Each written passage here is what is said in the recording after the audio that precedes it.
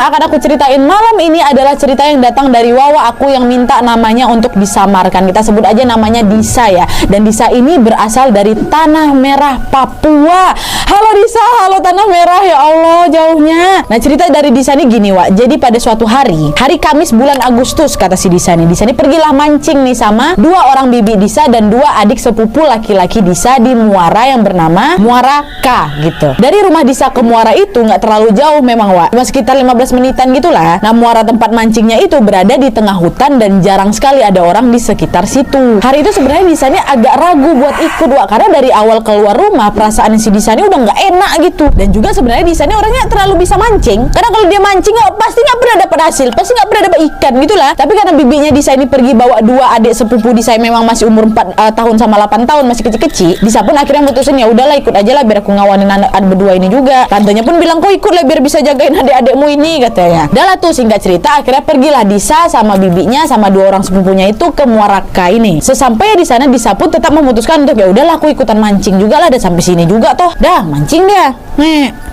Tapi ditunggu punya tunggu Wak, dengan penuh kesabarannya. Akhirnya Disa tumben tuh dapat ikan pertamanya Wak. Senang lah si Disa, ya akhirnya dapat juga aku ikan yang bisa juga aku mancing. Mancing dia lagi, dapat lagi. Dia lempar kail lagi, dapat lagi. Ya senang lah si Disa waktu itu, orang tumben-tumbennya aku bisa dapat pancingan, biasanya nggak pernah kok. Oh ini hari keberuntungan aku nih kata si Disa. Banyak kali Wak Disa waktu itu dapat ikan, dapat udang. Dan saking senangnya kali Disa waktu itu sampai pindah-pindah tempat mancing si Disa nih. Maksudnya itu bukan pindah dari Muara K itu enggak, tapi dia pindah spot mancing itulah. Dan setiap Disa ini pindah spot tetap dapat dia ikan di sana tuh, karena dia dapat terus pancingannya, pindah spot terus lah si Disa ini. Sampailah dia ini jalan sendiri Wak menyusuri muara itu untuk bisa mendapat tempat pancing sendiri. Tapi tetap nggak terlalu jauh dari bibi sama adik-adik sepupunya tadi. Nah pas dia lagi jalan ini dapatlah si Disa satu spot baru. Disa duduk mulai mancing. Nah pas lagi mancing ini Wak, tiba-tiba Disa dengar ada macam bunyi kayu lapuk rubuh lah gitu. Karena kan memang area muara itu di tengah hutan kali Wak, jadi masih banyak kali pohon-pohon yang menjulang tinggi. Nah waktu itu karena penasaran Disa ini jalanlah menyusuri hutan buat nyari bunyi yang dia dengar tadi. Entah apa pula dikejar suara itu kan. Nah pas lagi jalan ini Wak, tiba-tiba Disa ini ngeliat ada sekelompok pria, lebih dari satu ya, sekelompok pria muka itu kayak orang kesurupan gitu, terus urat-urat di kepala ini pun keluar tegang. Nah mata mereka merah macam setan, dan mereka semua hanya menggunakan